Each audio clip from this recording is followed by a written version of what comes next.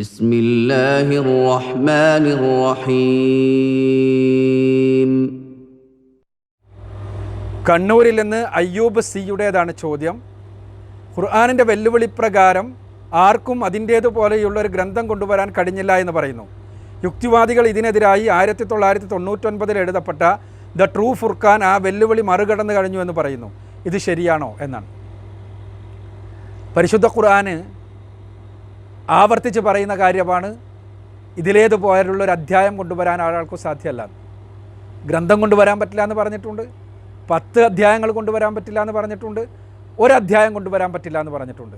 എന്നിട്ട് ഖുർആൻ പറഞ്ഞത് ഫൈലൻ തഫ്അലു വലൻ തഫ്അലു, ഇല്ല നിങ്ങൾക്കൊരിക്കലും സാധ്യമല്ല എന്ന്. എന്നാൽ 1999 ദ ട്രൂ ഫുർഖാൻ എന്നൊരു ഗ്രന്ഥം വന്നിട്ടുണ്ട്. ആ ഗ്രന്ഥം ഖുർആനിന് സമാനമാണ് എന്നാണ് യുക്തിവാദികൾ പറയുന്നതെന്നാണ്. എനിക്ക് ഈ ഗ്രന്ഥത്തെക്കുറിച്ച് പറയുമ്പോൾ തമാശ തോന്നാറുണ്ട്. ഡോക്ടർ അനീഷ് ഷൊറോഷ് എന്ന് പറയുന്ന പലസ്തീനി അറബി ക്രിസ്ത്യാനി, അദ്ദേഹം അഹമ്മദീദാത്തുമായും അതേപോലെ തന്നെ മറ്റു പല ഇസ്ലാമിക പണ്ഡിതരുമായും ഡിബേറ്റെല്ലാം നടത്തിയിട്ടുള്ള ആളാണ്. അദ്ദേഹം ഇപ്പോൾ 2018 മരണപ്പെട്ടു. അദ്ദേഹം ആണ് 1999 ദ ട്രൂ ഫുർഖാൻ എന്ന് പറഞ്ഞ് ഒരു ഗ്രന്ഥമുണ്ടാക്കുകയും അത് ഖുർആനിന് തുല്യമാണ് എന്ന് അദ്ദേഹം തന്നെ പ്രഖ്യാപിക്കുകയും അദ്ദേഹം അത് കൊണ്ടു നടക്കുകയും അദ്ദേഹം അത് പ്രചരിപ്പിക്കുകയെല്ലാം ചെയ്തത്. സത്യത്തിൽ അദ്ദേഹത്തിൻ്റെ ഇവാഞ്ചലിസ്റ്റുകൾ പോലും, അറബി അറിയാവുന്ന ഇവാഞ്ചലിസ്റ്റുകൾ പോലും അത് കൂടെ കൊണ്ടു നടന്നിട്ടില്ല. കാരണം എന്താണ്? നിലവാരമില്ലാത്തൊരു പുസ്തകമാണ് അതെന്നുള്ളതുകൊണ്ട് തന്നെ, ഖുർആനുമായി താരതമ്യം പോലും പറ്റാത്ത നിലവാരമില്ലാത്തൊരു പുസ്തകം. അതിനുശേഷം 2010 അദ്ദേഹം അമേരിക്കയിൽ അറസ്റ്റ് ചെയ്യപ്പെട്ടു. അദ്ദേഹത്തിന് എതിരിൽ ആർസൺ എന്നുള്ള ആരോപണമായിരുന്നു, ബിൽഡിംഗ് കത്തിക്കാൻ ശ്രമിച്ചു എന്നുള്ള ആരോപണം. ടാക്സ് രേഖകളെ പറ്റിക്കാൻ വേണ്ടി അദ്ദേഹം ബിൽഡിംഗ് കത്തിക്കാൻ ശ്രമിച്ചു എന്ന ആരോപണമായിരുന്നു. അതല്ല ഞാൻ പറയുന്നത്. അതിൻ്റെ ശേഷം ക്രൈസ്തവ ലോകത്ത് ഏകദേശം ആ പുസ്തകം ഉദ്ധരിക്കുന്ന ഏർപ്പാടേ ഇല്ല. എന്നാൽ ഇപ്പോൾ യുക്തിവാദികളാണ് അത് പിടിച്ച് കൊണ്ടുവരണത്. എന്തിനാണത്? പരിശുദ്ധ ഖുർആൻ്റെ വെല്ലുവിളിക്ക് മറുപടി നൽകിയിട്ടുണ്ട് എന്ന് വെറുതെ പറയാൻ വേണ്ടി. ആ പുസ്തകം യുക്തിവാദികൾ ആരെങ്കിലും കണ്ടിട്ടുണ്ടോ? അറബി അറിയാവുന്ന യുക്തിവാദികളൊന്ന് വായിക്കട്ടെ. പരിശുദ്ധ ഖുർആനിൻ്റെ ഒരു ശൈലിയോ രൂപമോ അതിൻ്റെ ഒരു സൗന്ദര്യമോ അതിൻ്റെ ഒരു ആകർഷകത്വമോ എന്തെങ്കിലും ഉണ്ട് അതിന്? അതില്ലാന്ന് മാത്രമല്ല, ഖുർആൻ അതേപോലെ വേറെ രൂപത്തിൽ കോപ്പി അടിച്ചിരിക്കുകയാണ്. ആ പുസ്തകത്തെക്കുറിച്ച് സംസാരിക്കുമ്പോൾ എനിക്കൊരു സംഭവം ഓർമ്മ വരാറുണ്ട്. സ്കൂളിൽ ഒരു മാഗസിനും വേണ്ടി ശ്രമിച്ചപ്പോൾ ഒരു നല്ല രസമുള്ളൊരു കഥ ഒരു കുട്ടി എഴുതി കൊണ്ടുവന്നപ്പോൾ അയാൾക്ക് വേറൊരു സ്ഥലത്തിനും ഒരു സാഹിത്യപരമായ അഭിരുചിയൊന്നും കണ്ടിട്ടില്ല. പക്ഷേ എഴുതി കൊണ്ടുവന്ന കഥ വളരെ നല്ല കഥയാണ്.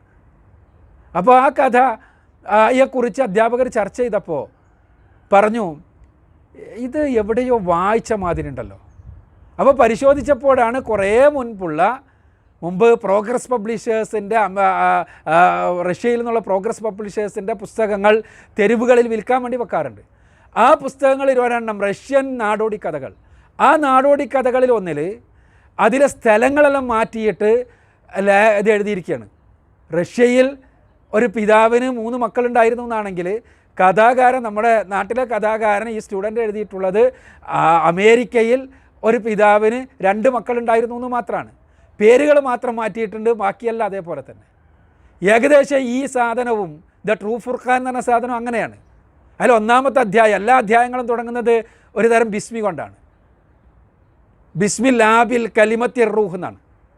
അങ്ങനെയാണ്. ബിസ്മില്ലാഹിർ റഹ്മാൻ റഹീമിന് പകരം ബിസ്മില്ലാഹിൽ കലിമത്തിർ റൂഹ്. ഇത് തന്നെ തെറ്റാ. ഇത് ബൈബിൾ പ്രകാരം തന്നെ തെറ്റാണ്. യഥാർത്ഥത്തിൽ ബിസ്മിൽ ആബി വ കലിമത്തി വർറൂഹ് എന്ന് പറയണം. അവിടെ തന്നെ തെറ്റാണ്.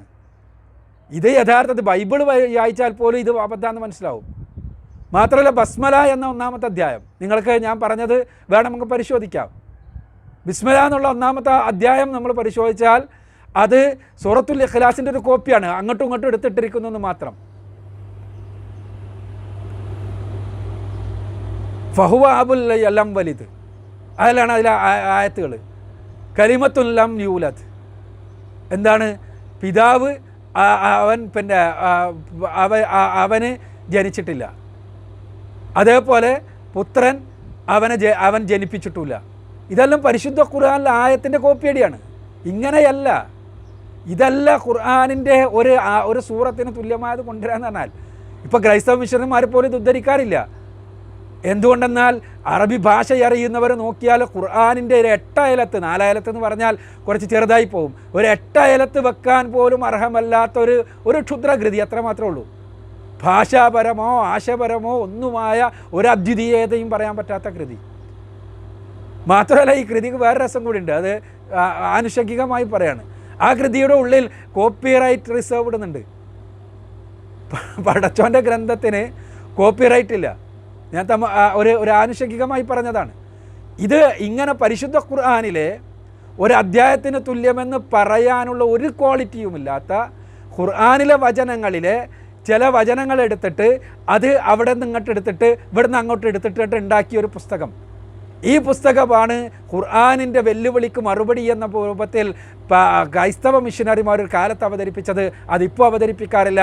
യുക്തിവാദികൾക്ക് പിന്നെ എന്ത് കിട്ടിയാലും ഇസ്ലാമിനെതിരുള്ള തെളിവാണ്.